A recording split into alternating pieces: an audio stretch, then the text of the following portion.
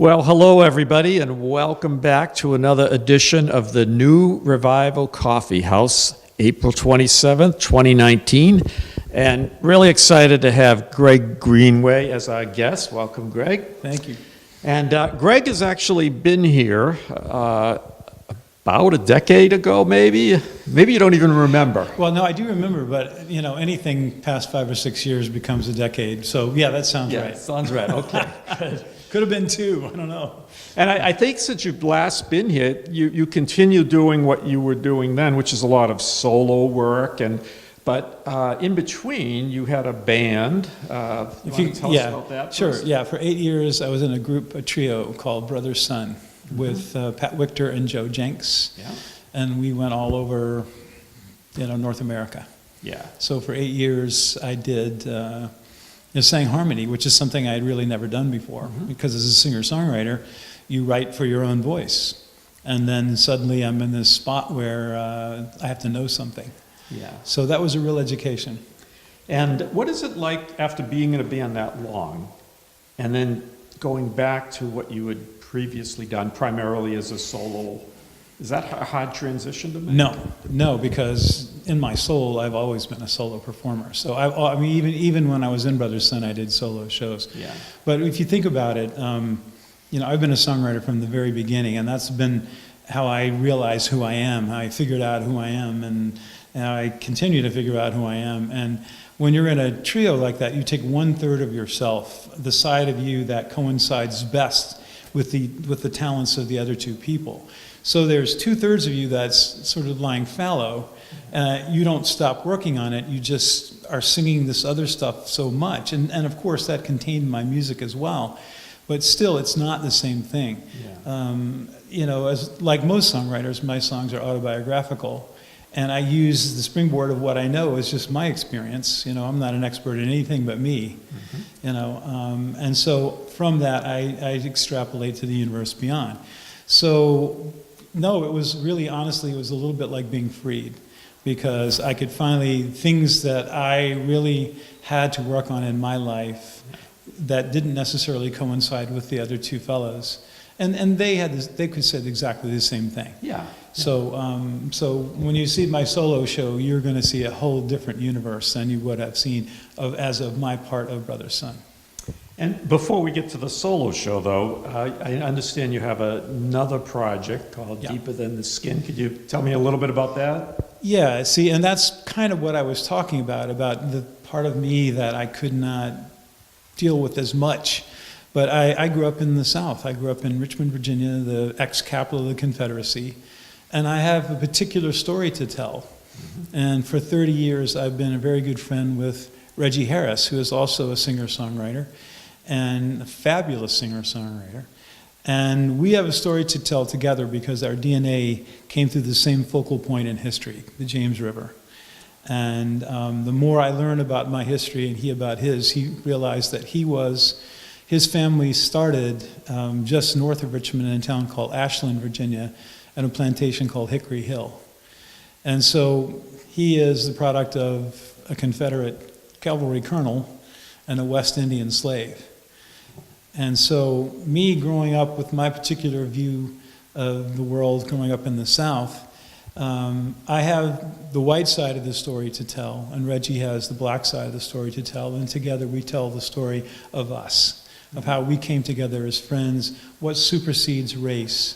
And I think at this time in the world, in America, this is really needed. Yeah. The beginning of that conversation. So Reggie is very articulate about his point of view, and I hope I'm articulate about mine. And together we offer a portal, for people to start to have that question, because everybody's got a story, and it's not all pretty. I mean, I just found out 2 weeks ago that my great-grandfather owned 2 slaves. I had no idea. Wow. And I also, well, he didn't, his father, my great-great-great-grandfather owned 2 slaves, 2 female slaves in northern Georgia. And I also found that his son, my great-grandfather, was a deserter from the Confederate Army. So I don't know whether that was fear or wisdom. Yeah. Maybe a little both. Yeah, but I'm trying to dig that out and find out. I'm trying to find out who all those people were. But America needs to find out our history, and we need to talk to each other. Yeah. And so that's what I mean by a project I could not do in Brother Sun, but I can do with Reggie. Yeah. And when I do my show, part of my show is talking about it because it's talking about my life. It's about how I grew up. Yeah, yeah. That's really awesome. So you're on tour with Reggie, right? As you are also solo. We're going all over. Next weekend we will be, doing 3 dates, upstate New York, Connecticut, and Needham, Massachusetts. So, have you done any shows yet, or you? Oh no, we've done a whole bunch. Yeah, we've played as far west as Detroit. We've played as far south as Miami area of Florida. We've played at the University of Mississippi, which was pretty heady. So we've been in some places, where you couldn't have talked about this a few years ago. That's great. Folks, I want you to go online and look up the schedule for that. You'll not be disappointed, I'm sure. Yeah. I have one last thing I want to ask about. I'm a little bit of a songwriter, and I'm always curious how others go about it, what your process is. I know, for example, you must drive a lot. Do you write when you're driving? Or Well, you have to make that time, because you spend so much time doing it, you have to make that time productive. And it works perfectly for me because I'm not one of those guys who likes to write things down. A lot of songwriters get out their journal and they start writing. Yeah. I have this going on in my head, but I have kind of a visual memory. So if I write something down, this is what was great for me in school. If I wrote something down, I had it. Yeah. But the problem is, if I write down lyrics, they stay that way. So what I need to do is keep them sort of suspended. So the way I manage that is I have 4x6 cards. I realized in life that that's the only space I can be responsible for. 8.5 by 11 is too much responsibility. 4x6 works, and I will write down sort of the theme of it, and as I find things that I feel are going to be permanent about it, I might write the phrase down. But I keep that. I doggedly stay with that verse, and I'm working on songs now, and all the way up the East Coast as I was driving, I kept working on these images, and I feel it's very important to do that, but it's also very important to sleep on it, because you need to get out of your unconscious, into your unconscious, because as I've discovered, for me, the night shift is a much better writer than the day shift. I mean, you can sit down and write out of your frontal lobe, which is very intentional. Yeah. And you can certainly finish it, but it won't be nearly as good if you don't put it in there and let it mix around when you're not, it works while you're not thinking about it. Right brain is for night, left brain is the other way around. Whatever that is. But it's true that when I will wake up singing what I was singing. So I know it was being worked on. And sometimes I literally will work myself. You can logically work yourself into a corner. And then I'll go to sleep that night. I'll wake up the next morning and go, oh, you idiot, this is what it is. Yeah, so sometimes you need that unconscious time to sort things out. Yeah, and sometimes, other writers need other writers to tell them. Yeah. I just spent a day with my friend David Wilcox, who's a fantastic songwriter himself and guitar player. And we went over a bunch of his songs that he was iffy on, and over ones that I was writing. And I find that very important, because I'm so inside of my world thinking that sometimes I will write inside, and somebody, sitting listening to me will not get it. And it's, I'm not for the faint of mind anyway. I already know that, so it's not easy. My songs have layers of meaning in them, and hopefully in repeated listenings you appreciate that, how the levels of them. And so, but you can't be so far into your own lexicon that you're indecipherable. Right, it has to be approachable for people exactly. as well. And you're in this, we're doing this thing where a song, when we're performing it, the song is really more affixed to drama than it is to poetry, because it's in the air, it goes by, you hear it once. If you don't get something from it, if it trips you up, then you're confused the whole rest of the time. It's like somebody speaking a foreign language and they use a word you don't know. Yeah. You're back there going, what was that word? What was that word? Yeah. And they keep talking. Yeah, so, I don't get what he said. And then you kind of trying to figure it out. Then you try and find it again. A couple other verses have gone by. Yeah. So David was wonderful with helping me point out some things and help me sit down and rethink things about how, okay, well, I've been thinking about this for, 50 years. So how is anybody going to understand, I mean, I was an English lit major where it was my job to look into what that guy meant. But I'm ostensibly entertainment. Yeah, that's right. It has to be entertaining as well. Yeah, that would be your career. So there is a little thing about that. It needs to work. Yeah. Well, that's awesome. We could have a real long conversation. Unfortunately, we don't have time for that. I am going to think my 8.5 by 11 dog-eared notebook that I work with. That 4x6 sounds like an interesting idea. Greg, I'm really glad we had a chance to talk, and I think the show tonight is just going to be fabulous. I can tell. Hope so. So, thank you very much. Thank you, sir. Nice talking with you, Ralph. Good evening, everybody. Welcome to the New Revival Coffeehouse, the final show of this year. But we will be back. You might have seen the flyers. I'm kind of intrigued by one of the shows that we've booked for next year on December 7th, if you want to plan ahead, maybe an early Christmas gift, right? A band called The Rough and Tumble, and I'm really intrigued about them. They travel around in this 16-foot camper, so just my kind of band, everybody. So I didn't introduce myself. I'm Ralph DeFlorio with the New Revival Coffeehouse, and this being the final show, I want to thank Peter Fisk, who's the chair of the Coffeehouse Committee, and all the volunteers for putting this together. Yeah, Peter.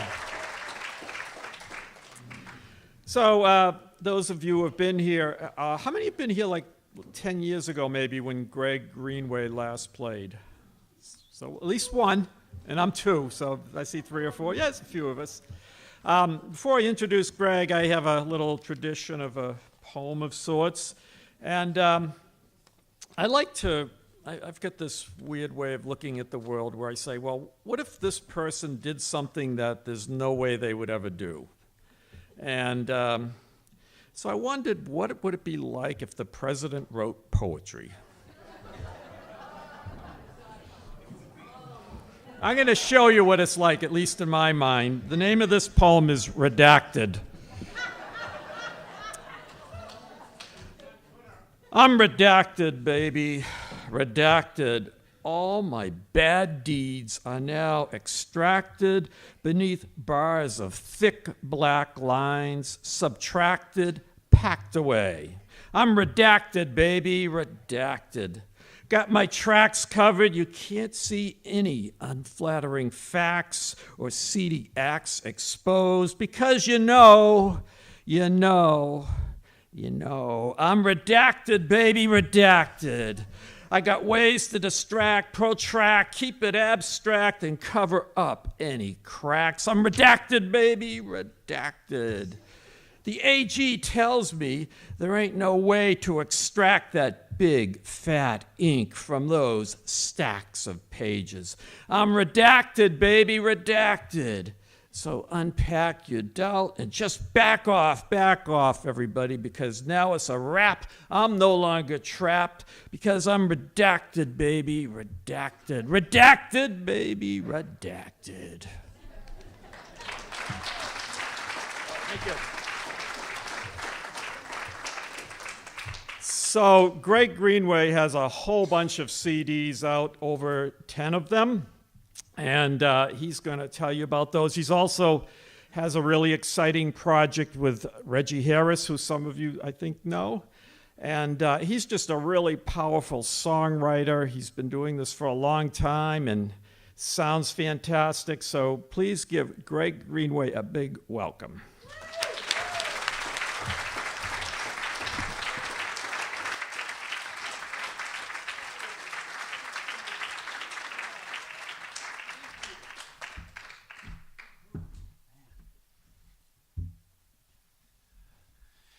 I've never seen an audience turn on someone introducing someone as quickly as Ralph said, I'm going to read you If the President Wrote Poems.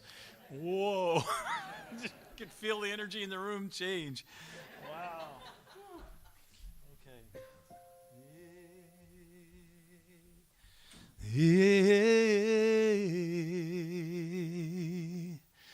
We need more light round here. We need more light round here.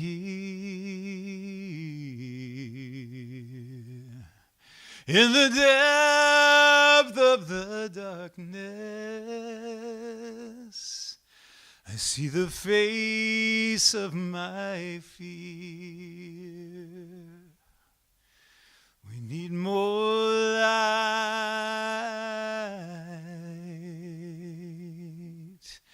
round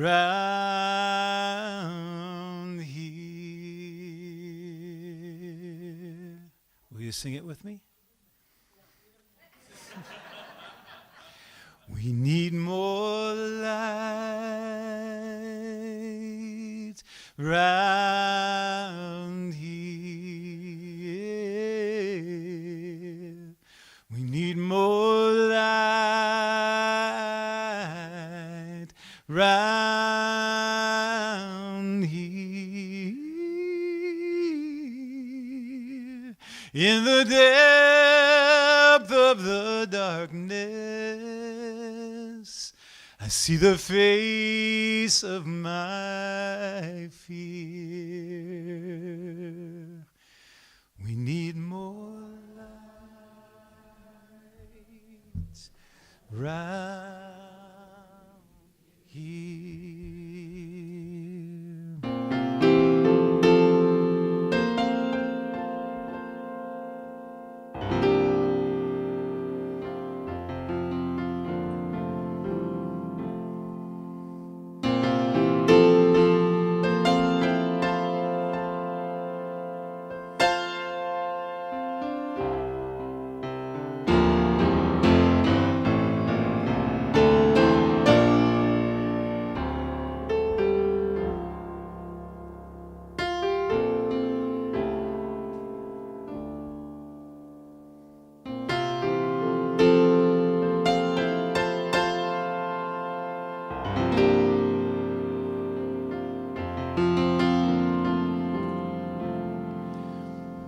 We need more light round here. We need more light round here. In the depth of the darkness, I see the face of my fear. We need more light. We need more light round here.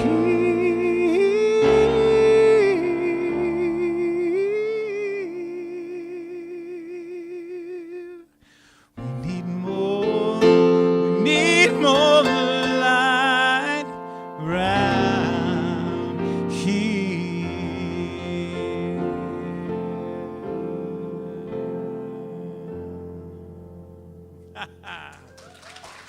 All right. All right, you're good for Sunday now, all right?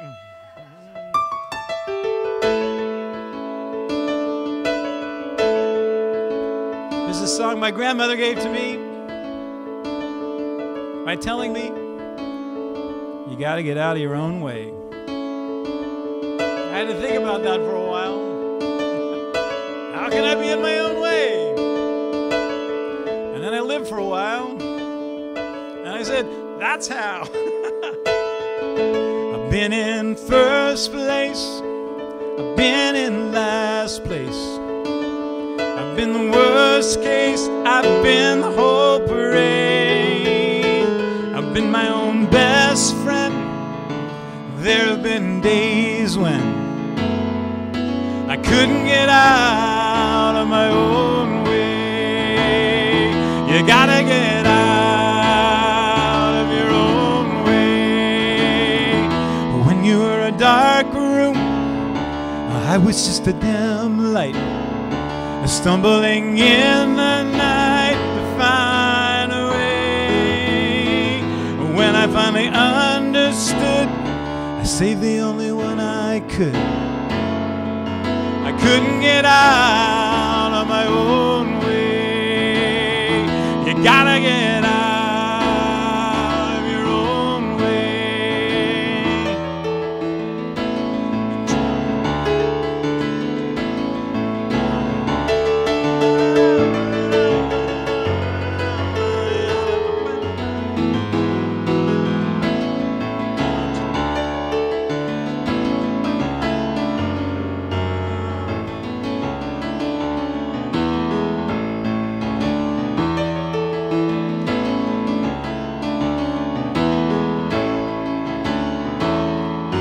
Trouble doesn't need any help from me.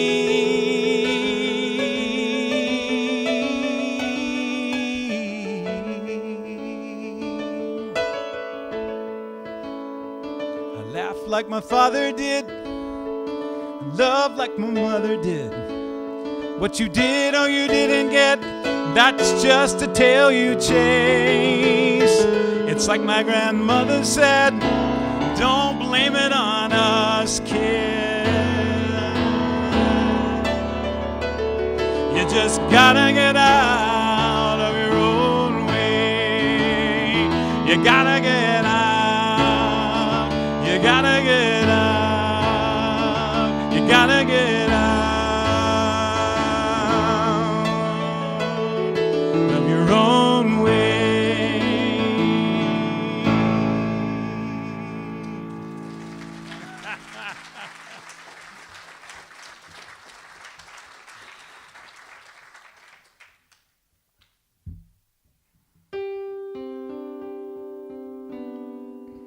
Well, it's really good to see some faces here I haven't seen in a long time. Wow. But no one was here. Who was here on the last time I played? You guys are here. And Ralph was here. That was that. Good, I can play the same songs then. Not in your life. Wow. When I first met Peter, who was in charge here, he had on his overcoat. And I'm thinking, isn't it spring? It's supposed to be. So this is a song that was written sort of on that first day of spring. I used to live on the Fenway in Boston. And spring sort of meant that all the layers of snow would start to melt, you know. And that just meant all the dog manure that had been frozen into the lower layers started to come out and express themselves.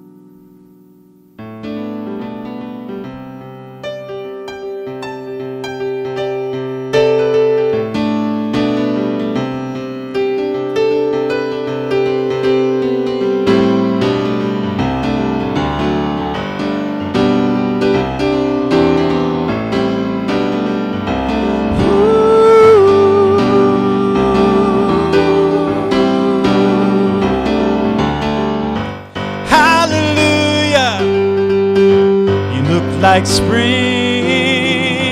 you and I've got things to do. things to bury with those days of dark and cold. No offense, but goodbye, good riddance. Get up, boy, and get on down the road. Ooh, on down the road.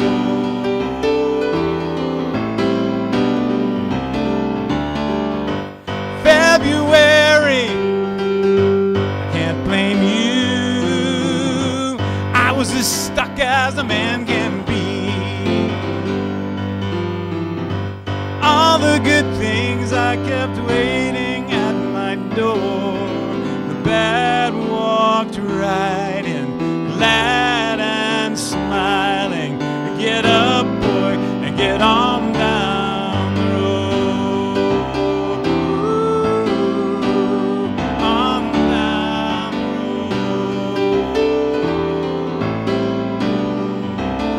Now the moon's a golden sliver in the last patch of blue, fading west over the mountains.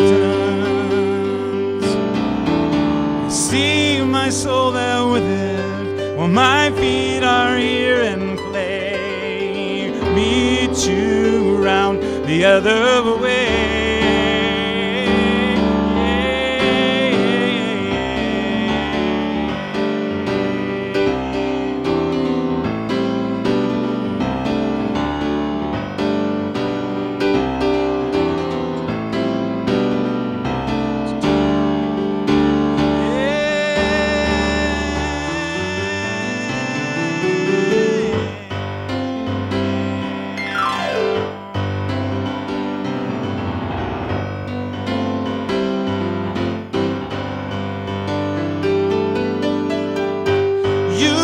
Your mistakes like anybody else.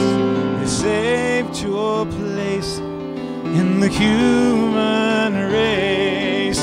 Get up, boy, and get on down the road. Get up, boy, get on down the road. Get up, boy, get on down the road.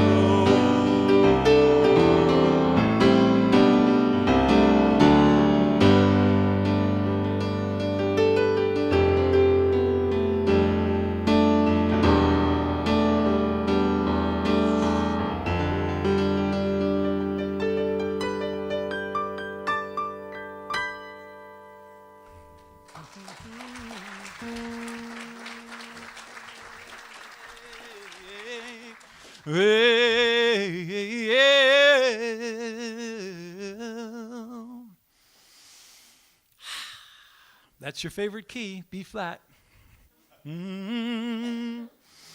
Oh, but I learned as a child there's two ways to see the world as it is and the way it could be. Now some people say that's just not my problem. Some people do what must be done. Oh, they see the hole in the fabric that must be sewn. They see the way blockaded and they roll back the stone. They see the day beyond the horizon and they do what must be done. Now this is the chorus. Some people do what must be done. Well, they do what must be done.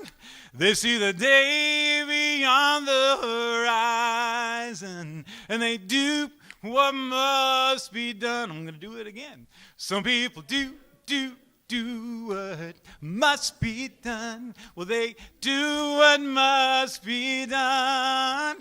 They see the day beyond the horizon and they do what must be done. Now, I've seen the toll taken, the tears that were shed. I've seen the journey started and the ripples spread. Still people say, well, that's just not my problem. Some people do what must be done. Now, they see the hole in the fabric that must be sewn. They see the way blockade waited, and they rolled back the stone. They see the day beyond the horizon, and they do what must be done. Here we go. Some people do what must be done. Well, they do what must be done. They see the day beyond the horizon, and they do what must be done. Let's multitask. Some people do what must be done. Well, they do what must be done. They see the day beyond the horizon, and they do what must be done. Oh, they see the day beyond the horizon, and they do what must be done. Oh, they see the day beyond the horizon, and they do what must be done. Yeah.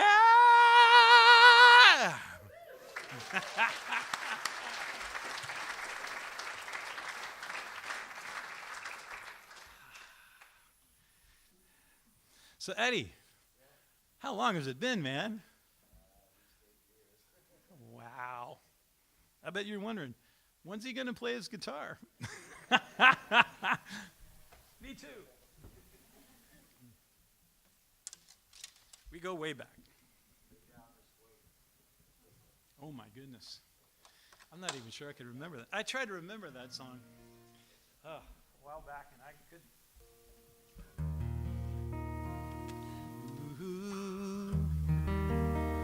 Well, for those of you who've never seen me before, thank you for risking your Saturday night. So, I know they're all precious. And I know that no hockey jokes will go over this evening because anybody who's a hockey fan is watching the Bruins right now.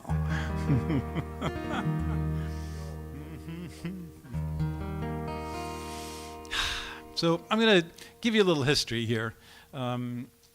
I grew up in Richmond, Virginia, the capital of the Confederacy. You did as well? Yeah, Charlottesville is still a different story. We can talk about this. But you had that troublemaker Thomas Jefferson up there. Yeah. This will all become clear as we go through this evening. So, but I've been a songwriter for as long as I can remember, and so I'm going to start you off with my guitar songs, because I started on this guitar. This guitar is a 1973 Martin D28, and you can see from the face of it that it has lived a life. It's like my history is recorded on this. This most recent little Nike-like swoosh thing here came from when I played with my fabulous percussionist, Fabio Pirazzolo. His cymbal fell over on my guitar. But that's just kind of the least of the disasters. The neck has been snapped 4 times by the nicest of people. So this guitar has been pressed against my heart for my entire adult life. And it's got things on it. I mean, I remember people by, oh yeah, that ding right there, I remember that. And there's a lot of my own silliness on this guitar too. So this song, these lyrics, I started working on this in utero. So this is the earliest of my writing. But this song just keeps writing itself. So this is a sort of a compendium of all my misconceptions. Lordy, I keep having them, you know. When I first started out, I kind of floated around. Thought it might be better somewhere else till they dragged me out. I was mistaken, then they gave me my good name. They sent me off to school when I could talk and move around. I thought that they were joking when they said, "Shut up, sit down." I was mistaken, barely escaped with my good name. I fell in love like people do. They said, "You wanna be happy?" I said, "I do." I was mistaken, barely escaped with my good name. My good name, it's all I've got. This is who I am, this is who I'm not. When I leave this world, I will escape with my good name. I went to see a banker. I need a loan to get clear. He said, "Man, you've got nothing." I said, "That's why I'm here." I was mistaken, barely escaped with my good name. I learned about elections.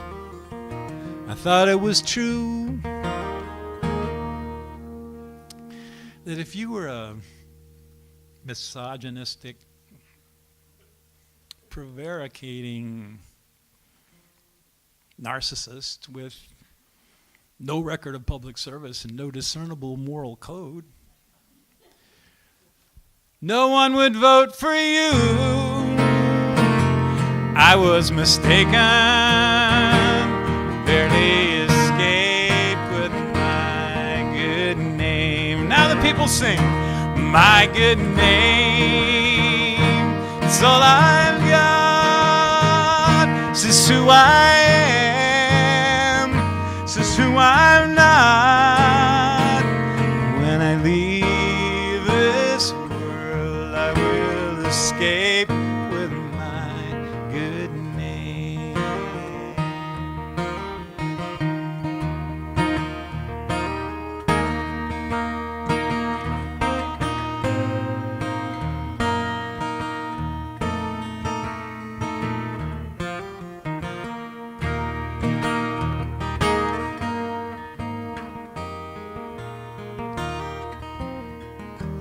What have I learned from the school of hard knocks? Of all your possessions, everything you've got, don't be mistaken, all you've got is your good name. Here we go. My good name, it's all I've got. This is who I am, this is who I'm not.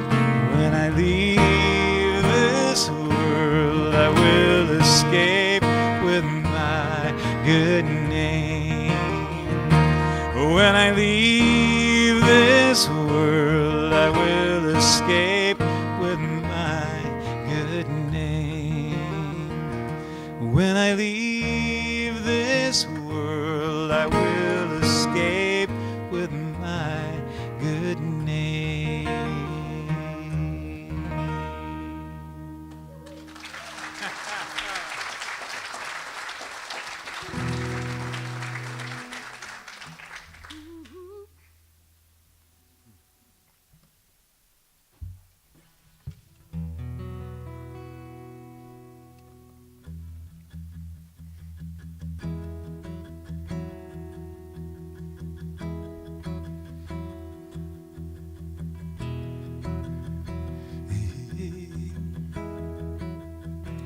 As you lie sleeping, I will not stop. No headlights on the blacktop in the wee hours of my thing. Driving.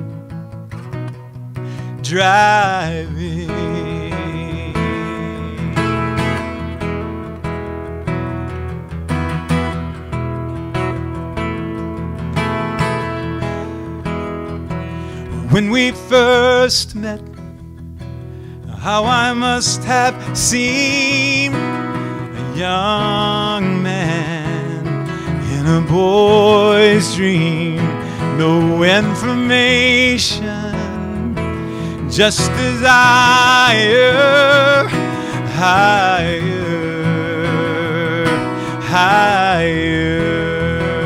It's a lonely romance, it's a desperate urge to put something beautiful in this world. And there are moments in a night's success when something rises from the emptiness and stirs the brave hope of a young desire, higher, higher. Yeah, yeah, yeah. Oh, oh, oh. Hey, yeah, yeah. Oh, as you lie sleeping, I will not stop. Headlights on the blacktop in the wee hours of my thing, driving, driving.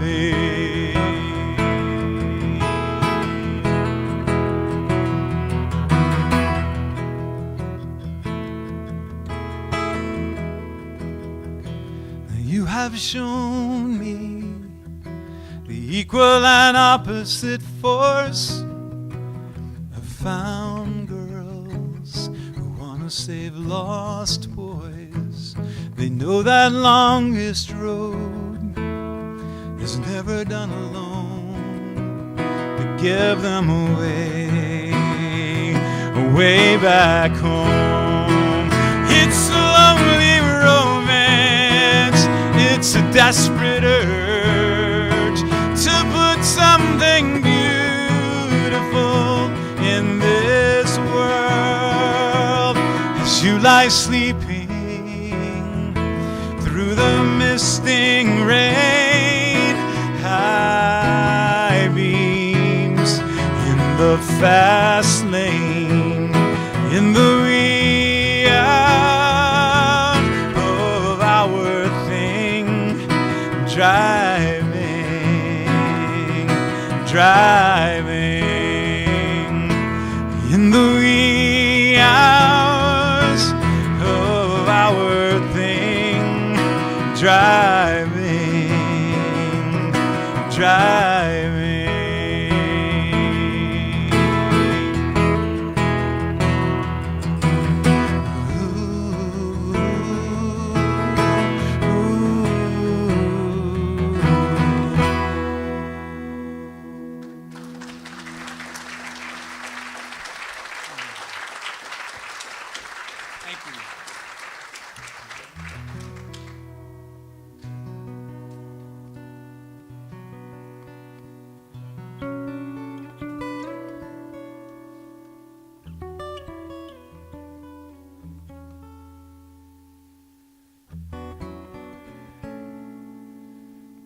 When you grow up in the South,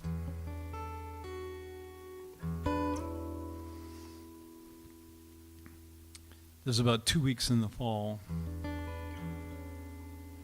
where the humidity goes away. And believe me, you notice. There's 2 weeks in August when you don't want to live. It's one of those things where you take a shower, you get out, you feel like you never took a shower. Humidity is just so horrible. So, in that magnificent stretch in October, you never forget that. And it's amazing how I want to get your feedback on this.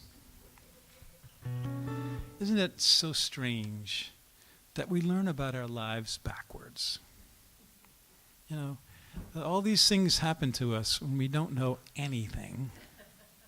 And you store these memories in your body, because the kids are fantastic at like taking something that makes no sense, because nothing makes sense to them all day long, right? So they store it on their hard drive somewhere, hoping to get some other fact that will then correlate to that, and it will suddenly all make sense. But they're in a world where, the adult says, do this, and you do that, or the consequences, So then you start to grow up, and then you learn what you were told. And then you start going, wait a minute, there's something wrong with this. And then you do things like go on to Ancestry.com, and you found out all kinds of things about yourself that you never knew. And it's just so odd that you become sort of fully formed just in time to look back and go, oh man. So you kind of learn your life backwards. But all those things that you couldn't make any sense out of are all stored in your body. They're in your skeletal structure somewhere. So when I left the South, which is what the first thing I could consciously do as an adult, was buy a mostly orange Datsun 510 station wagon and drive to Boston. I got there in May, just as all the students were leaving, when all the furniture was sitting out on the sidewalks in Boston. Yeah, it's the truth. Who needs to bring anything with you, And I never thought I'd ever go back there to live. I live there now.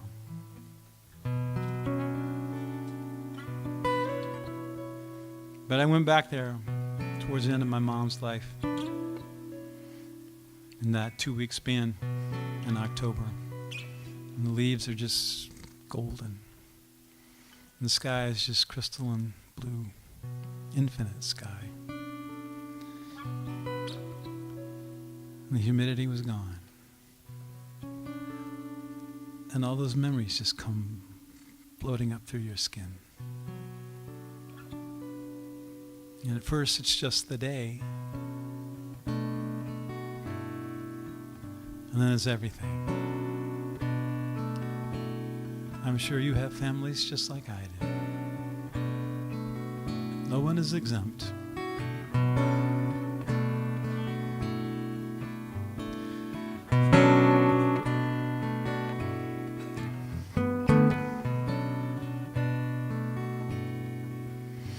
Trouble, I see you coming like to stay out of your way. You don't care nothing about such a glorious day. When the sky is so blue you get lost in the looking, the leaves are golden. Evidently the chords weren't in my body there. Something like that, yeah. Oh, there we go. That'll be beautiful the next time.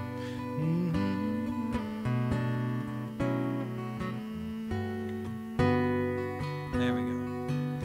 In trouble,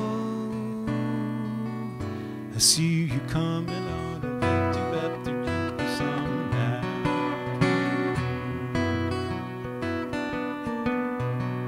Sometimes it's where your shoes go. Sometimes it's in your head. Sometimes it's in your wallet. Sometimes it's in your bed. When the sky is so blue you get lost in the looking. You leave these earthly chains. Trouble, I see you coming and I'm right back at the bottom again. That's right, I'm right back at the bottom again. Way down,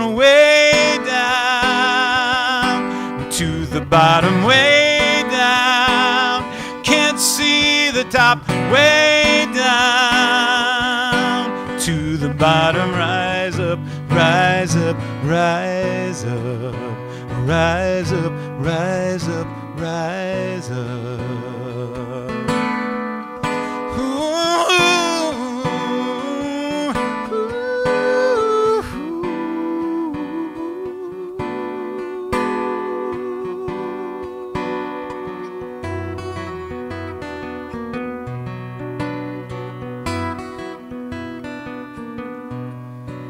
It's a long way to Richmond, Virginia. It's been a long time since I've been.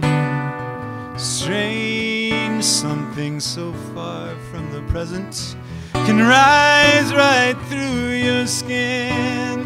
When you hide from yourself, you get lost in the look, and your life is an endless maze.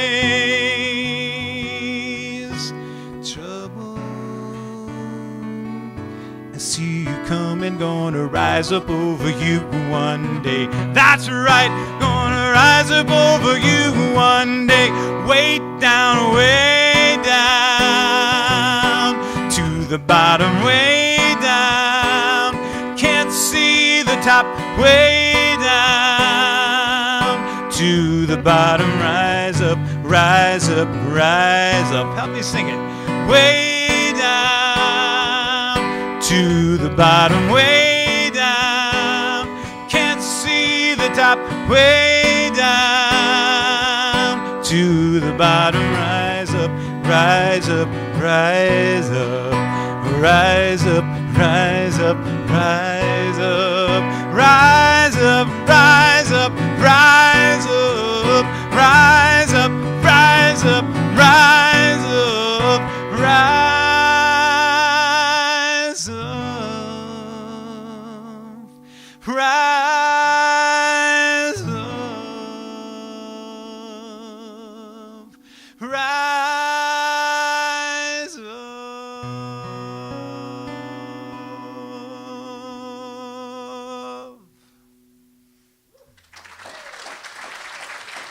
Thank you. Thank you.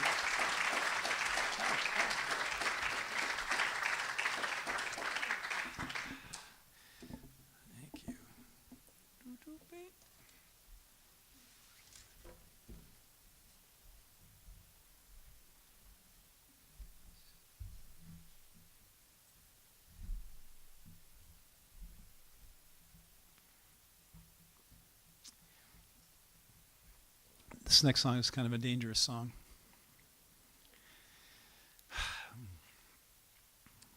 But this is Massachusetts. Let me tell you, it was one of the saddest days of my life to take my Massachusetts license plate off my car and put a Virginia license plate on that thing. Oh, man. I am a member of the People's Republic of Massachusetts. That's right. I'm telling you.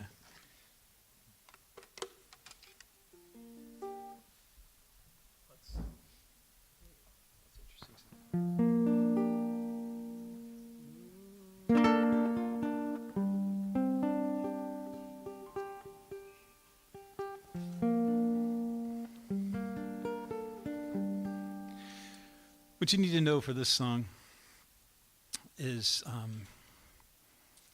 I'm going to say the Champs-Élysées in here. And people from Massachusetts know that the Champs-Élysées is the Boulevard in Paris, right? I'm just assuming you did. I gave it away. But the Champs-Élysées I'm talking about was the Champs-Élysées of the South. Where I grew up was designed to be the Paris of the South. So it was constructed originally to have a big, broad avenue down the center of it.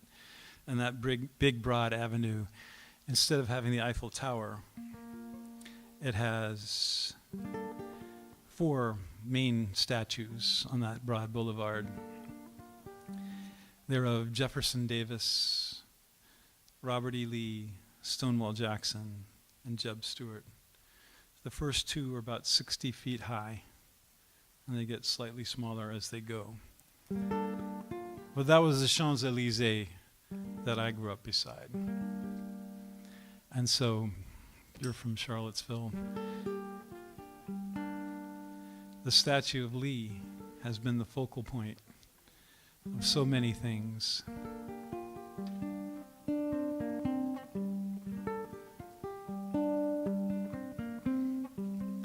I was in Canada on August 12th, 2017, when the right decided to come to Charlottesville. Now, my girlfriend then, who's my wife now, was at that rally as a protester. The minister of her church, her UU church, was in the line trying to stop everything from happening. And I was in Canada, and as the news came to everyone in Canada, I walked around to a lot of people just going, what is going on in your country? So 1 year later, when the right wanted to come to Washington, D.C. to celebrate, I was in the United States, and I was in Washington, D.C., when 24 of the right-wingers showed up with their faces covered, and 10,000 people showed up to shout them down.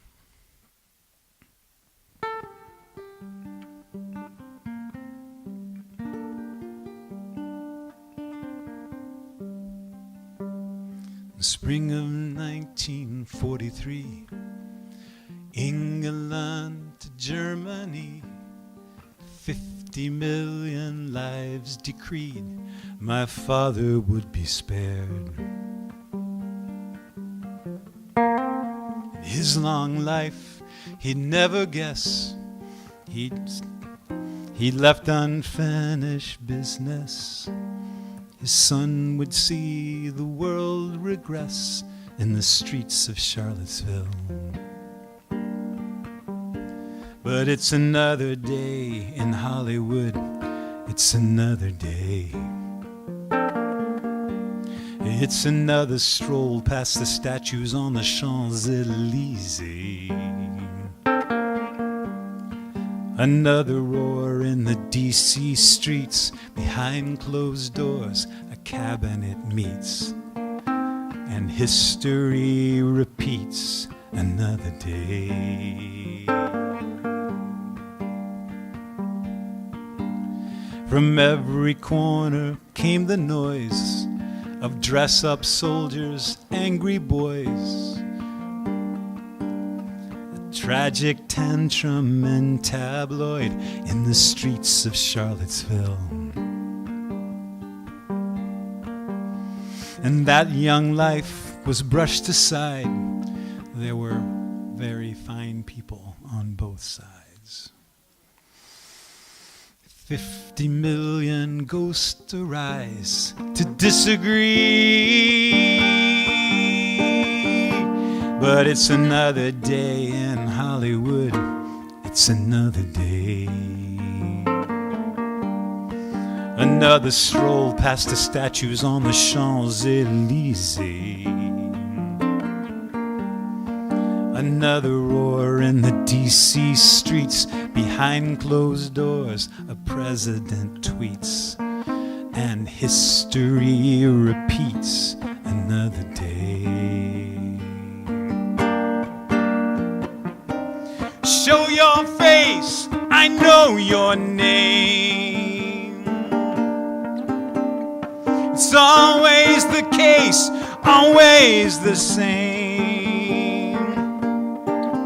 You blame the ones with no defense. You only are what you're against. Show your face, I know your name.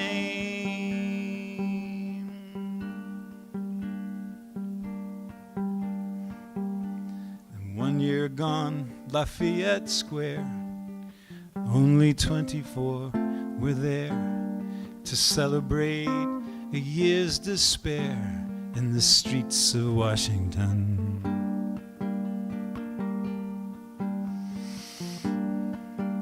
The high-rise canyons rolled with sound as 10,000 voices shouted them down and chased them all back underground in the dark from where they came.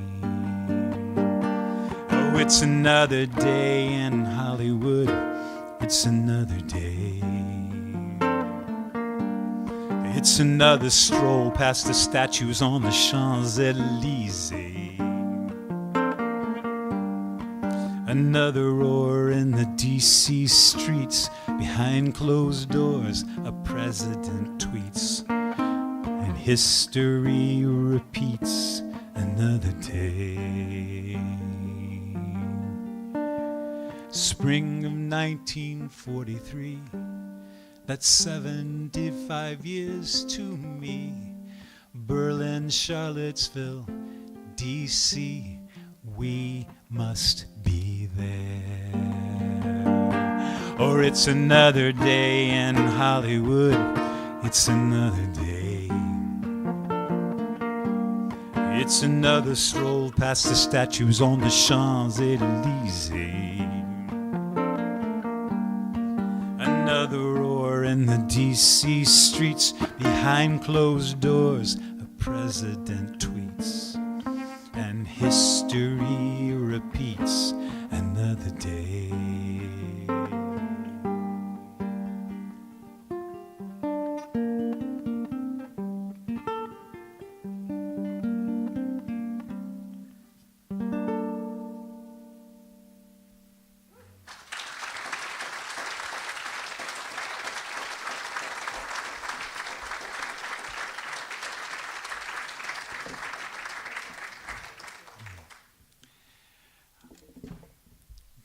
All right, I'm going to play one more song, and it will be joyful. I'm not leaving you with that.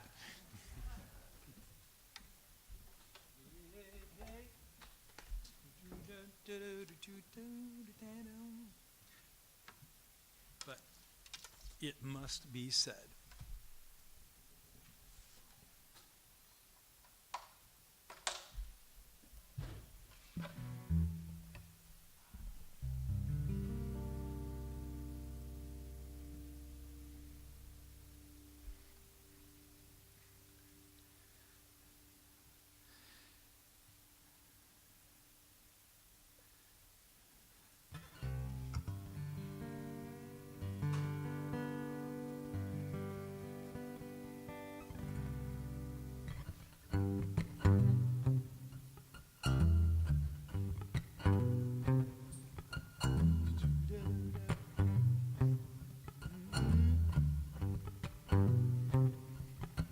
I had a day in the life, it was a crossroads. I saw somebody come, I saw somebody go.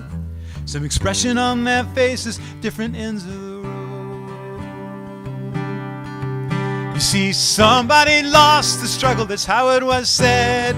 Someone was born with a long journey up ahead.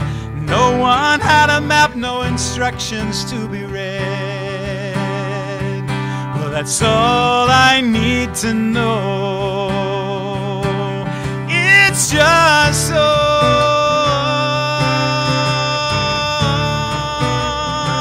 I say to myself every little day, the world's brand new. The sun comes up, the clouds roll through. Everything else is up to you. Every little day, the world's brand new.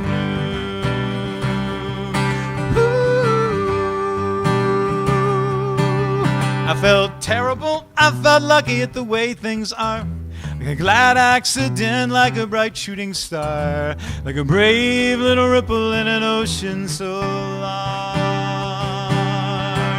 Well, that's all I need to know. It's just so.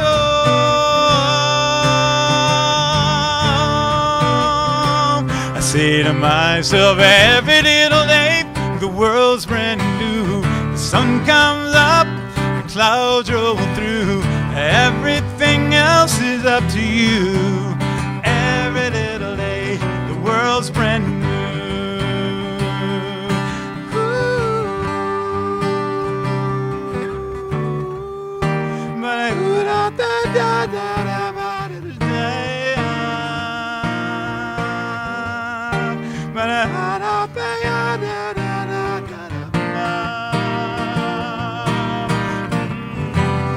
hear myself saying the words without thinking.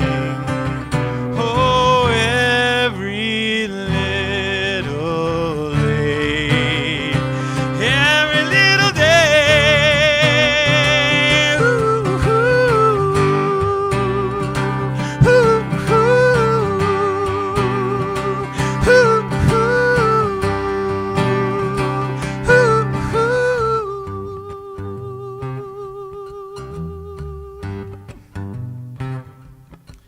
now in the face of the big questions, nobody knows why. Some people smile a knowing smile, some turn away and hide. So much has to happen between hello and goodbye.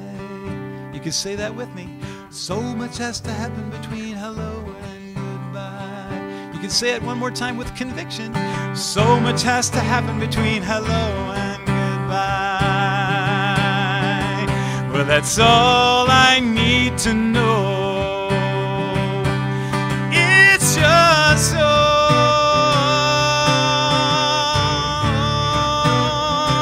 I say to myself every little day, the world's brand new. The sun comes up, the clouds roll through. Now everything else is up to you. Every little day, the world's brand new. Ooh,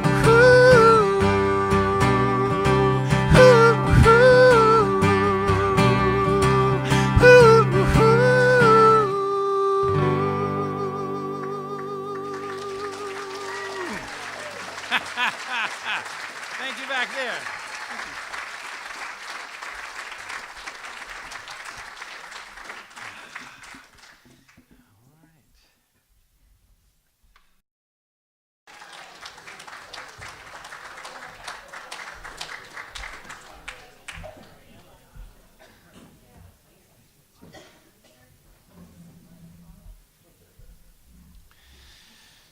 You stayed.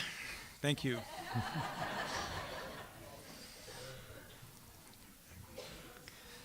Well, I had a request, and I hadn't planned on doing this song, so I'm just going to do it now and just kind of, because it changes the whole, psychology of the room. And it's in a tuning that I wasn't going to be in tonight, but what the hell.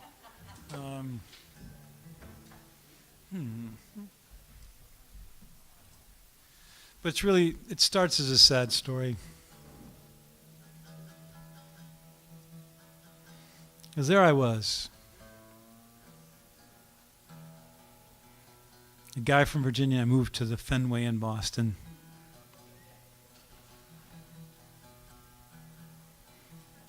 I didn't realize that the welcome wagon from Massachusetts was having your car stolen. Car was stolen 3 times when I lived on the Fenway. And it was just kind of like a calling card. Like, welcome to the neighborhood.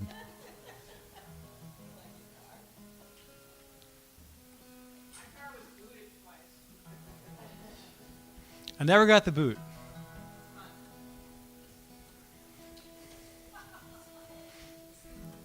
And I had some motley cars because, when you live on the Fenway, especially back then, I think it's nicer now than it was when I lived there.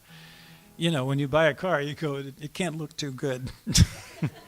But, they stole it anyway, It's like, okay, all right, well, that's not the answer. Well, and I had a friend who, he got tired of his van getting broken into, so because they could see into it and see what he had. So then he bought a van that hadn't, just all darked out windows, and it was broken into twice as often just to see what was in there. So, but the last time they broke into my car and stole everything out of my trunk, the only thing in there were my rollerblades and a whole bunch of Greg Greenway T-shirts. So I kept looking for somebody skating down the Esplanade with my T-shirt on. That's him, I knew it.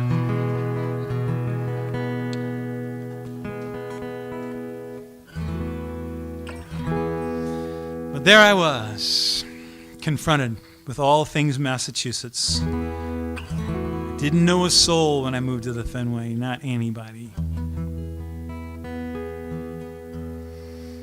But this song became just, it had to be written.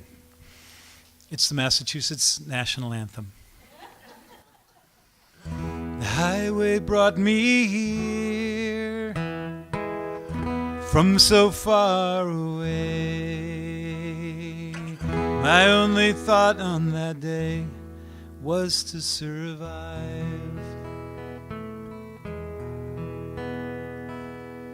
Especially since I'd have to drive. In Massachusetts, oh! What the hell is a rotary? What are these people trying to do to me? I was almost killed by my own courtesy. And at the time, you know, they had that big advertising thing that said, a little courtesy won't kill you. I was almost killed by my own courtesy. On the first day I knew I was done, when I was sideswiped by Attila the Hun. In passing he cast aspersions on my ancestry. Driving in Massachusetts, driving in Massachusetts, driving in Massachusetts, I'll make it known. I think I'd rather stay at home in Massachusetts. Oh! Every morning until 9:30, it's an urban demolition derby. The winner lives to try again that night. Oh, and just to make it more of a sport, they leave potholes the size of foreign imports. They take down the signs, just ignore the traffic lights. Sing it with me. Driving in Massachusetts, driving in Massachusetts, driving in Massachusetts, I'll make it known. I think I'd rather stay at home in Massachusetts. Look, every taxi driver I've seen puts me to mind of Charles Manson on Halloween. 12 hours in traffic, what a way to go.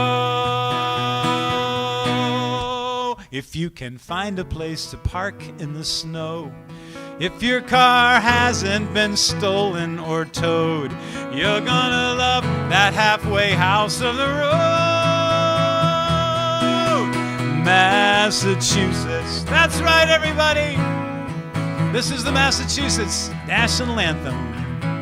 And all you got to do to help me make it official is sing it with me the next time it comes around on the guitar. With feeling. Here we go. The big sus5 chord. Yay! Driving in Massachusetts, driving in Massachusetts, driving in Massachusetts, I'll make it known. I think I'd rather stay at home in Massachusetts.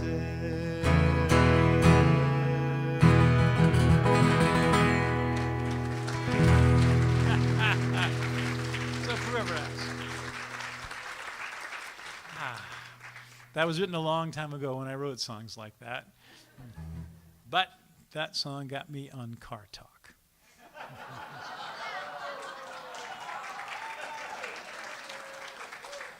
So, my life was complete at that point. Anything else after being on there was just... All right. I have to remember that but that's in that tuning.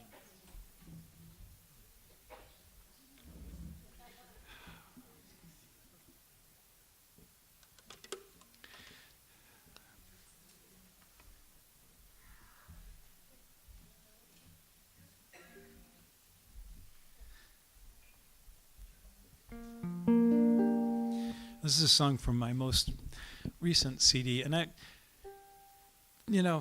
have good friends in acoustic music, and just recently I had a little discussion with them, and they basically said, no one knows what you're talking about. So the title of my most recent CD is 20,000 Versions of the Sun. And so this song is sort of an explanation of that. I realized there was a January and half of February where I started out in Chicago, played New Year's Eve in Chicago. It was minus 15. And then, wisely, we went on tour for an entire month in Ontario. Yeah. That'll get you to move to the south. So I went an entire month without seeing the sun. I mean, literally just overcast entirely. And then I didn't realize how nuts that makes you until I finally saw the sun just sort of glowing behind clouds. And I was just going, it might happen. It might happen. And then when it finally did happen, it's like, oh my God, I realized just how much I needed the sun to be out and how much I related to it every day.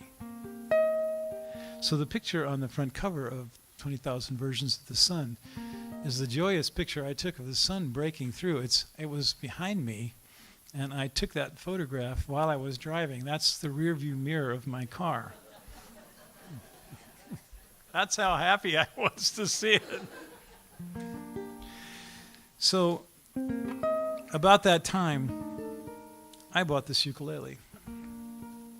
And the ukulele came to me in a strange fashion. It came in a cardboard box. It's just not anything I expected. And the second I picked it up, I just did this.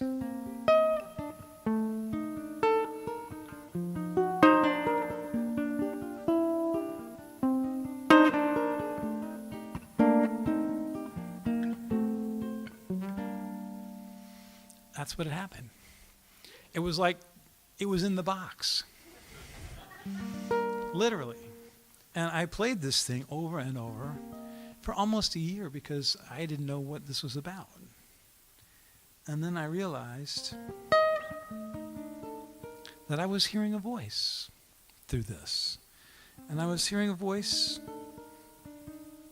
of a guy who had just recently died. His name is Gabriel Garcia Marquez, one of my favorite writers of all time, the writer of 100 Years of Solitude.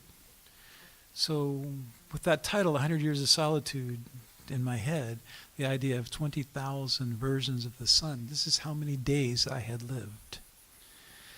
So all the days of my life in some way was some version of the sun.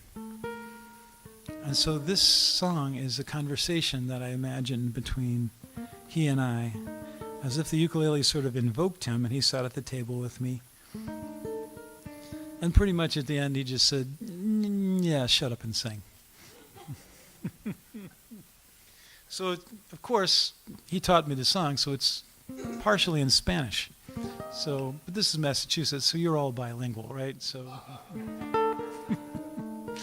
so it says, solamente, only. Solamente la vida. It's only life. So no matter what goes on, it's only life.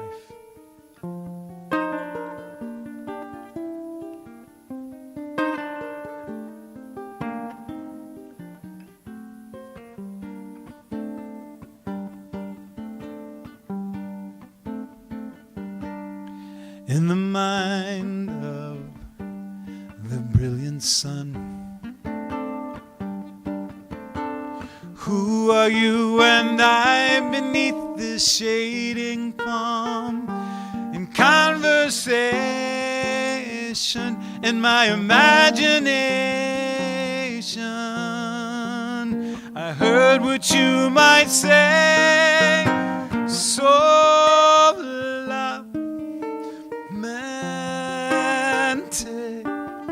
solamente la vida, solamente,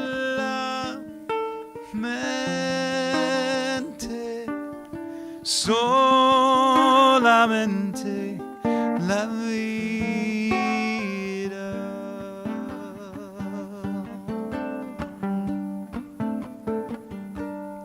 When you wrote your book of life, you were living hand to mouth while your patient wife lied to the landlord with empty cupboards. I heard what you might say, solamente,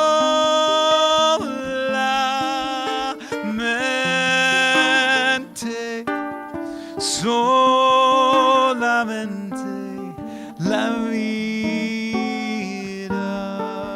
solamente,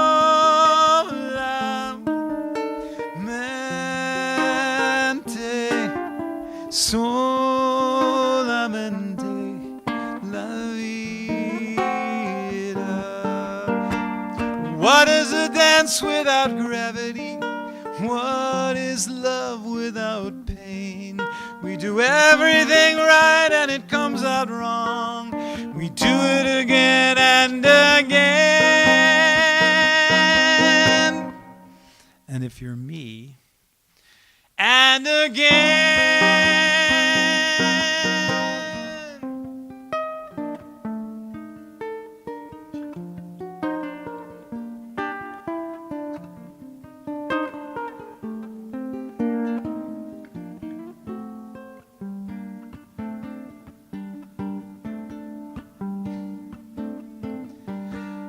My 20,000 versions of the sun have left me with an empty heart. Gabo, what can be done? With a slow touch, she said, don't think so much. It gets better when you sing.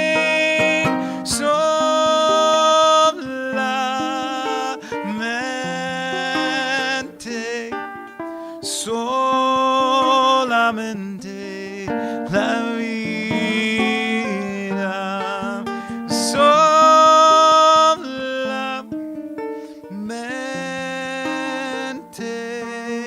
solamente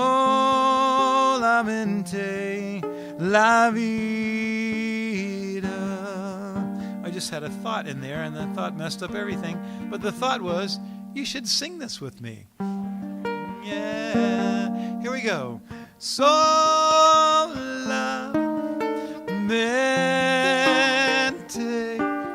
solamente la vida, solamente,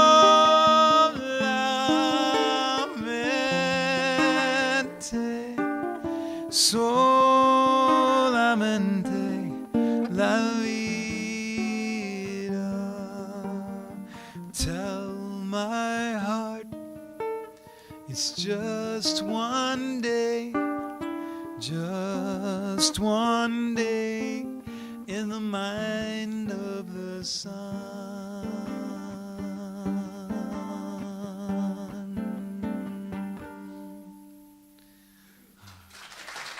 I love that song.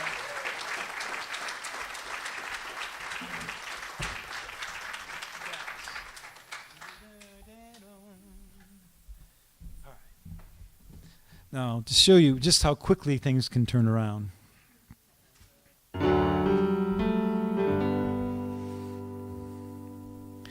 I just got married again. Oh, I know. It's a bold move, isn't it? But and you say these things, you know, and you hear them echoing out into space, saying, "You're going to hear yourself say this again." But I've never been so happy in my entire life. And that is, let me tell you, that is an accomplishment. It is. So I wrote this song for who was then my girlfriend to become my wife, to sing at the wedding, actually. So this is a song I sang to her at the wedding. So you can see, you'll hear, it's not exactly, your heart's, it's not a Hallmark thing, Because we've had some experience in our life, you know what I mean? I've made my mistakes. My mistakes have made me. Now I make my steps carefully. You've got your story, I've surely got mine. Between the two of us, we've done our time. But love has a way of erasing the past. Oh, love, look at me now, saving the best for last.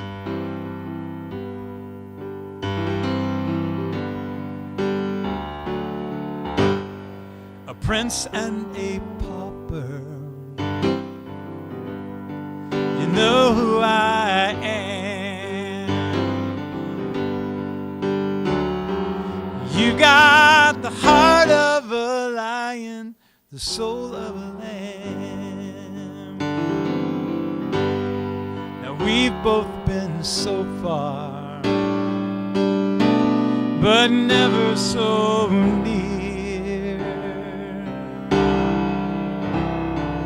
I got the feeling we've never been here. But love has a way of erasing the past. Oh, love, look at you now, saving the best for last. You did not want to dance with me. This is the truth. You did not want to kiss me. You did not want me to stay. This, yes, has come a long way.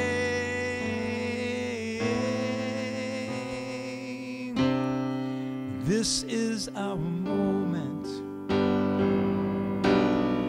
This is our day. You make forever so easy to say. But love has a way of erasing the past. Oh, love, look at us now, saving the best for last. Love has a way of erasing the past. Oh, love, look at us now, saving the best for last. Saving the best for last. Saving the best for last.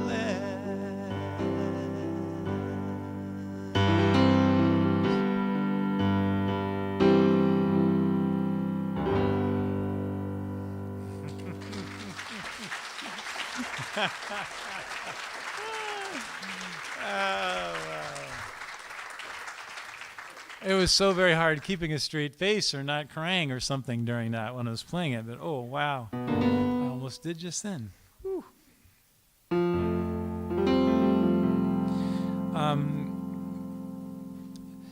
we mentioned earlier in the introduction, Ralph mentioned that I've been doing this thing with Reggie Harris called Deeper Than the Skin. It's really a remarkable thing to be a part of. We were born 3 days apart, and me in the capital of the Confederacy, Richmond, Virginia, and he traced his ancestry back to a plantation that's just outside of Richmond. So his, I guess, great-great-grandfather was a white Confederate colonel, and his great-great-grandmother was from West Indies, was a slave.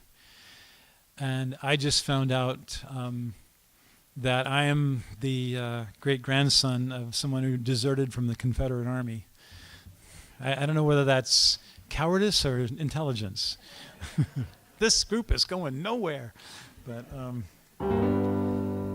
I also found out that my great-grandfather's family, he was one of 10 children. 5 of them fought in the Civil War, but they owned 2 slaves. And I had never known that in my entire life. And I hate that. But it's really something when those people in your past really become people. And when you look back and you say, these were lives, and what did they know? What do I know? And what will people look back, 2 generations from now and be horrified about what I do? So I have a feeling it's going to be something to do with ecology. So growing up in a place like Richmond, I grew up at just the right time. I saw the Old South and my dad's friends, and I saw the times they are a-changing. I was probably around 12 years old, I think, when that song came out, and maybe I'm wrong about that, but I just remember how PO'd all the adults were with that song. But another song that happened that was a shock to an entire culture was Sam Cooke.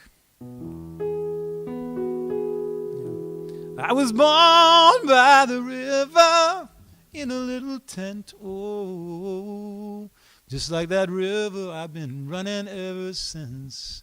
It's been a long time coming, but I know change is gonna come.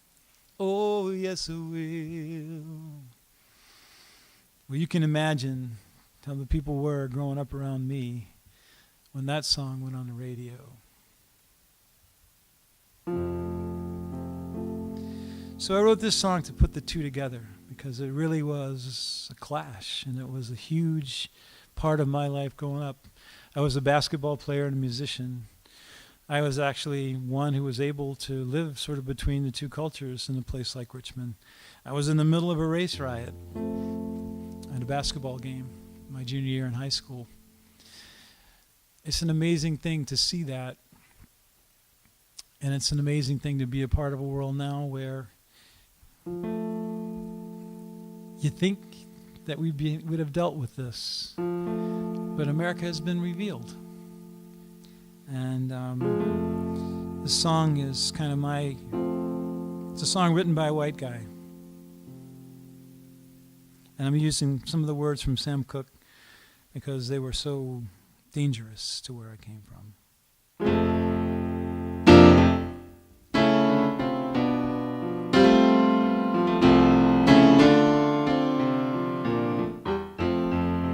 I was born by the river where the boats could go no farther, and the history flowed like water through my mother and my father. They said, nothing good comes easy in the land of the free, and those folks over yonder are not like you and me.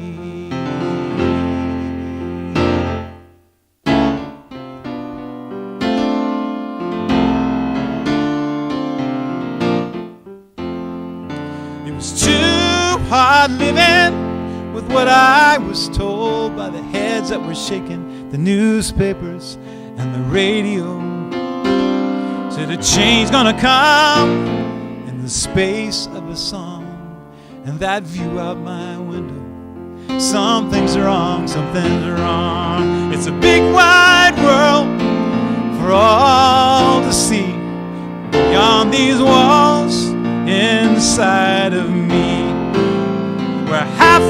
story was raised to an art, but no lie can live forever without killing your heart.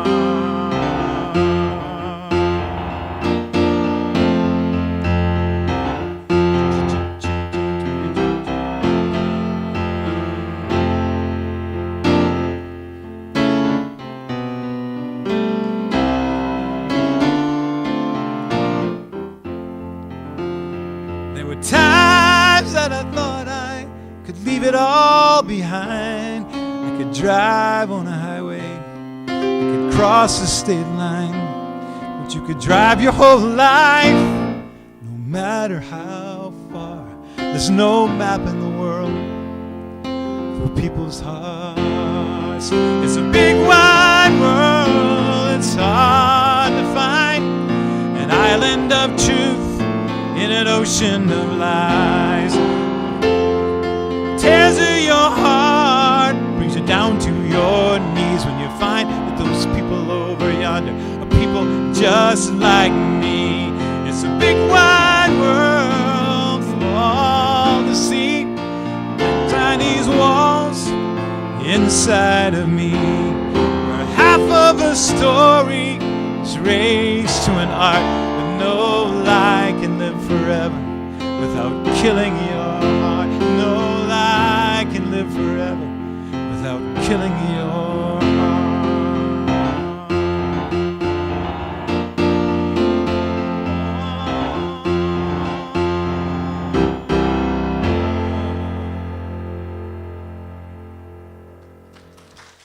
It's new.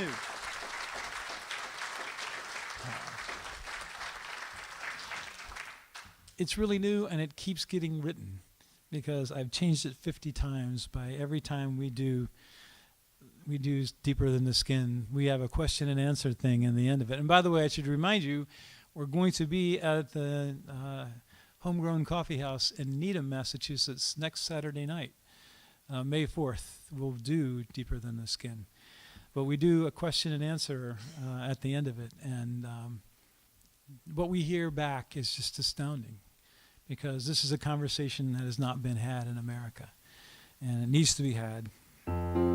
Usually I say this, for you Northerners out there, it's easy to point your fingers at the Confederacy and think how strange that was, but you should check out the third verse of the national anthem as it was originally written by Francis Scott Key. That's just a little homework for you. Check that out. See what you've been taking your hat off for and putting your hand over your heart for. So, all right.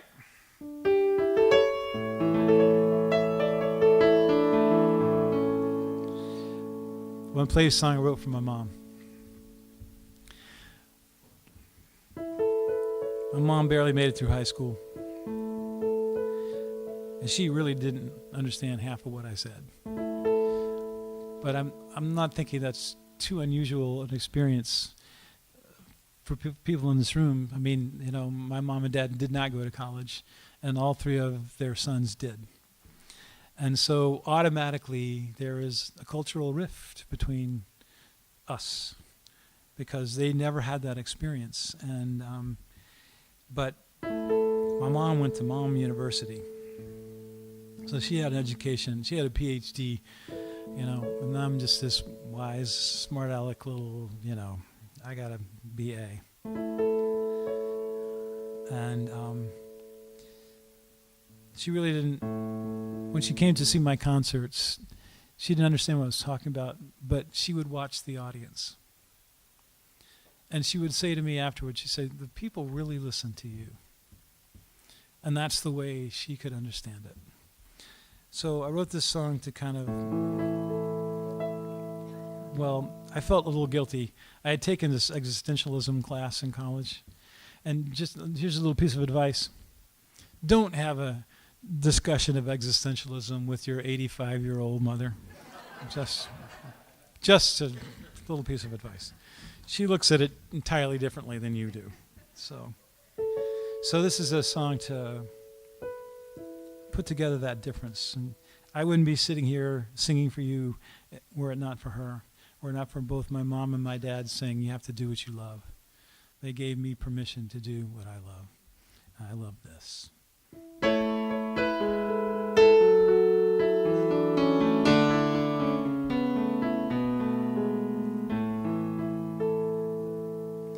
You are never in the same place twice, as balls of fire and balls of ice spin in space of their own device. Somehow it holds together, and all the creatures great and small imagine life before the fall. They see their own and then guess it all. Somehow it holds together. But the time will come when the winds arise. You stare across the great divide and jump the cliffs with a dream to fly without knowing the weight of feathers.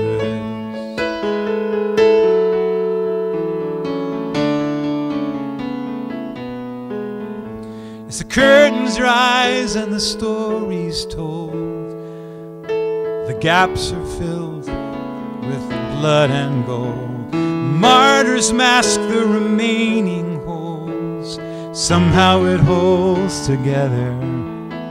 And old men in their drafty homes with crowded heads and achy bones, knowing all anyone could know, part of them young forever.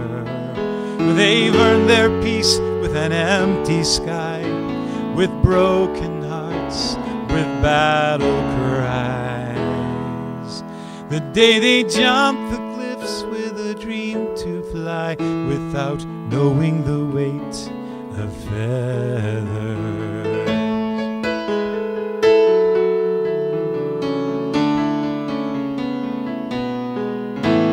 Flying, falling, what's the difference now?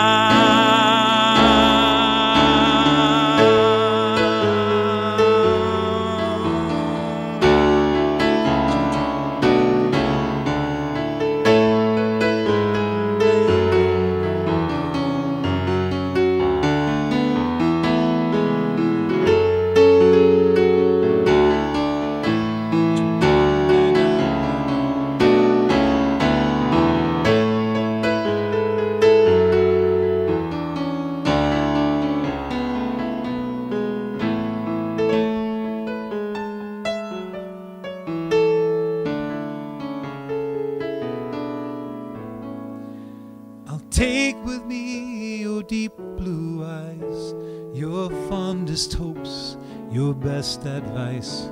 We've disagreed almost all our lives. How could that ever matter? All those years just to provide for me the thing you could never try. Jump the cliffs with a dream to fly without knowing the weight of feathers. To jump the cliffs with a dream to fly without knowing the weight of feathers.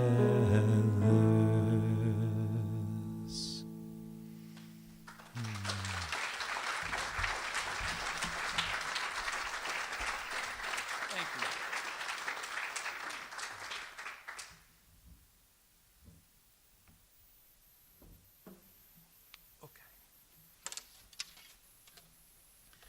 That's right. Now I'm in that strange tuning.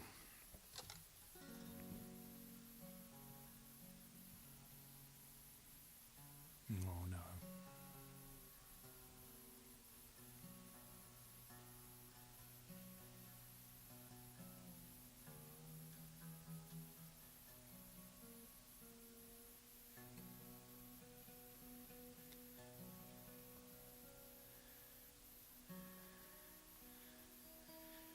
You guys have been fantastic this evening.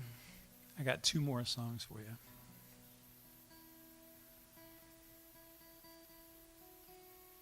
For you type A people who need to plan.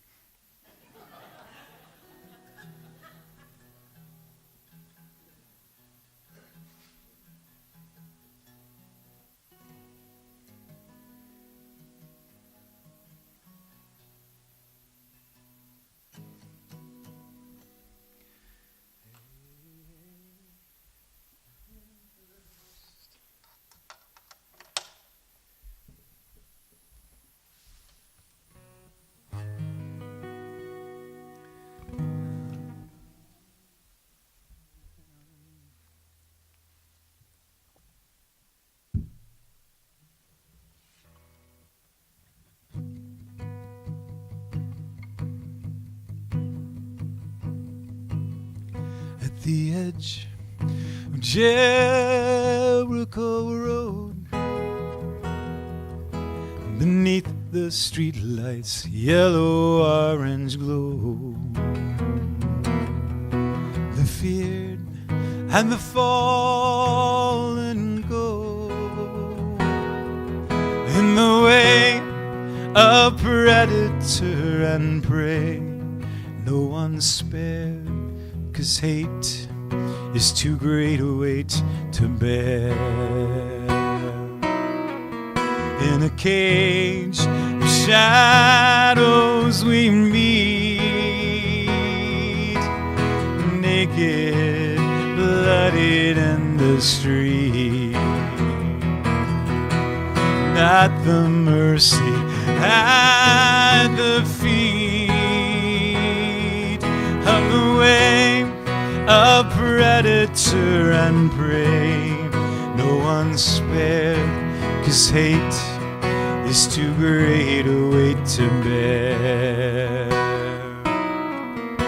In the darkness on shattered pavement, the better angels fade, lured in slumber, murder by numbers. Do you know my name?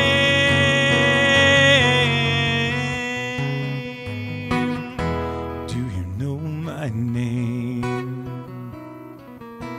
But I believe in you,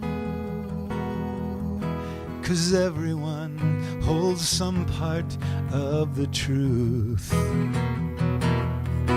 And now I'm in your way.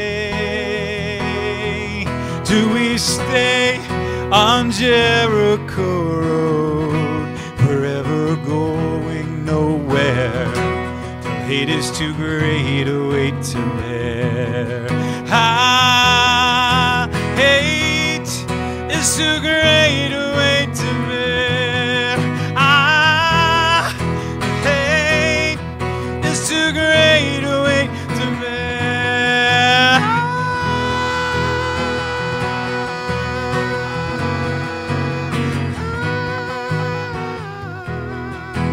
Hate is too great a weight to bear.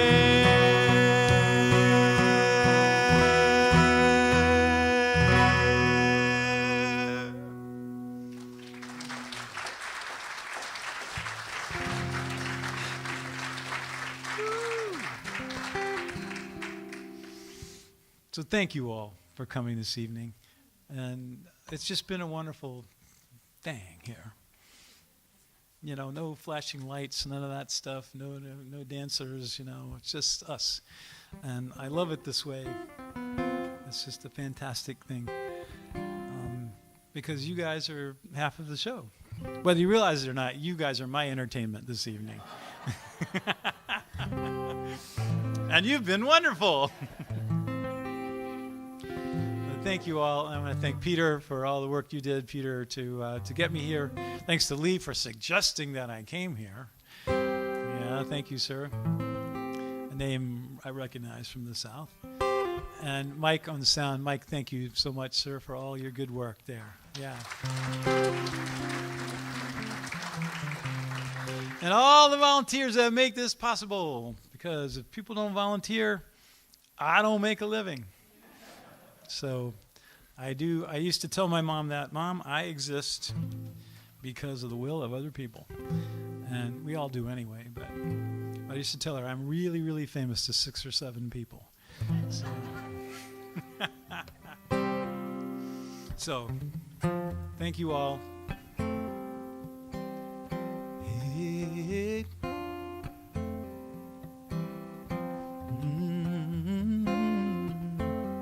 If you get discouraged, look to your heroes and heroines. Here's a couple of my heroes that had the world a whole lot worse than I ever will. Hey, hey.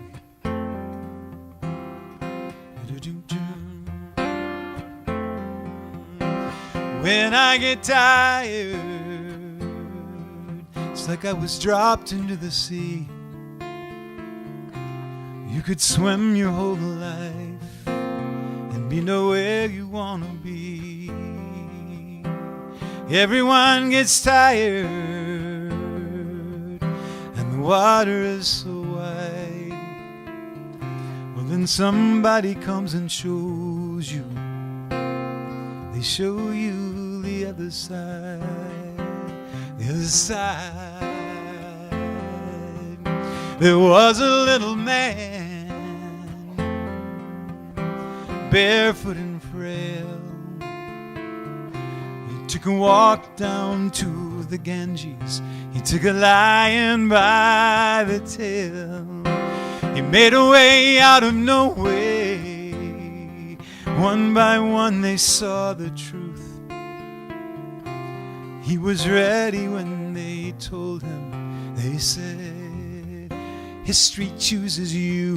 We see so far in the name of love. We are standing on, in the name of love, the shoulders of giants. One more in the name of love.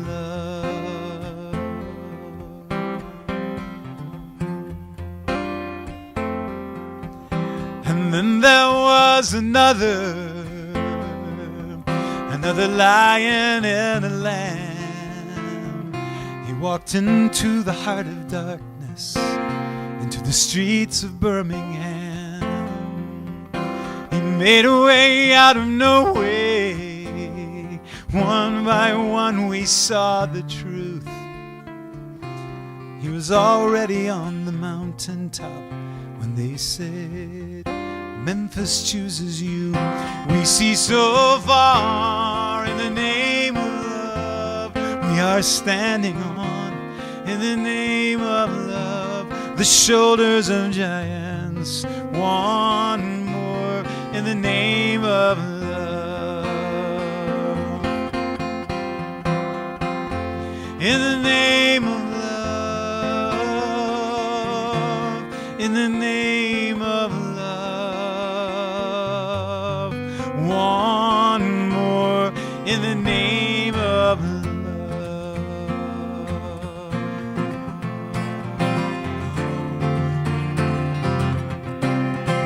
Yeah.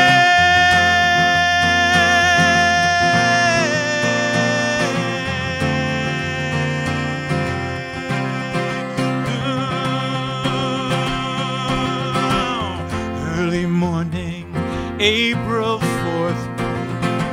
Shots rang out in the Memphis sky. Free at last, they took your life. They could not take your pride. In the name of love, one more in the name of love. In the name of love. One more in the name of love.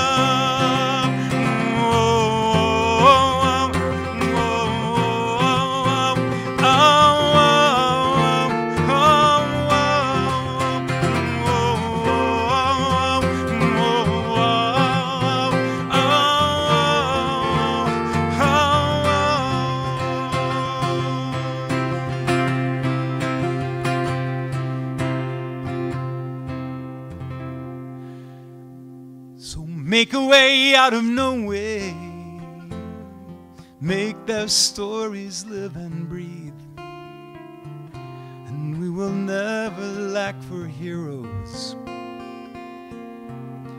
in our darkest hour of need.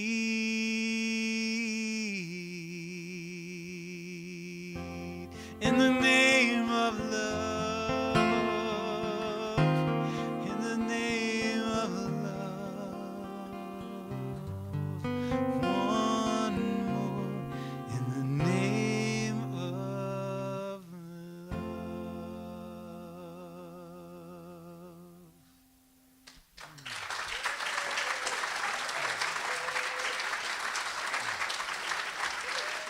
Thank you all, everybody. Thank you.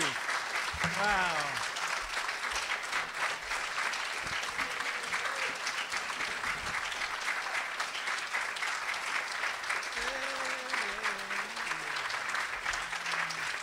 Thank you. All right.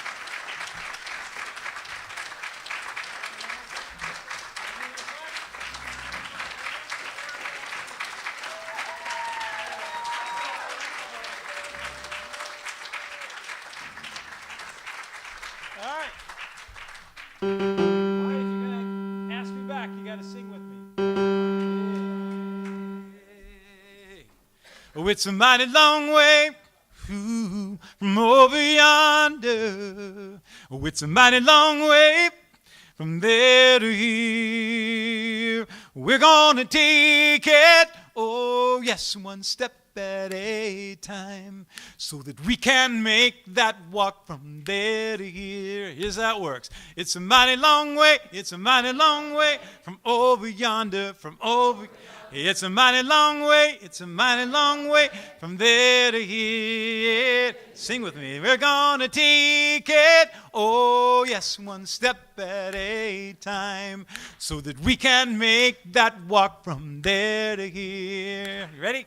It's a mighty long way, it's a mighty long way from over yonder, from over yonder. It's a mighty long way from there to here. We're gonna take it, oh yes, one step at a time, so that we can make that walk from there to here. Every child born, ooh, is a revolution, with a song inside. Some won't hear it, oh, some hear nothing else. He'll sing night and day just to keep that song alive. Oh, it's a mighty long way, it's a mighty long way from over yonder, from over yonder. It's a mighty long way from there to here. We're gonna take it, oh yes, one step at a time, so that we can make that walk from there to here. Now when you've got a dream, oh, you got to stand up and shout it loud and clear. What's that I'm hearing? It's the voice of the people singing, that's you, that we will make that walk from there to here. Oh, it's a mighty long way, it's a mighty long way from over yonder, from over. It's a mighty long way, it's a mighty long way from there to here. We're gonna take it, oh yes, one step at a time, so that we can make that walk from there to here. Now like you mean it. Oh, it's a mighty long way, it's a mighty long way from over yonder, from over. It's a mighty long way, it's a mighty long way from there to here. We're gonna take it, oh yes, one step at a time, so that we can make that walk from there to here. So that we can make that walk from there to here. So that we can make that walk from there to here. Thank you all so much.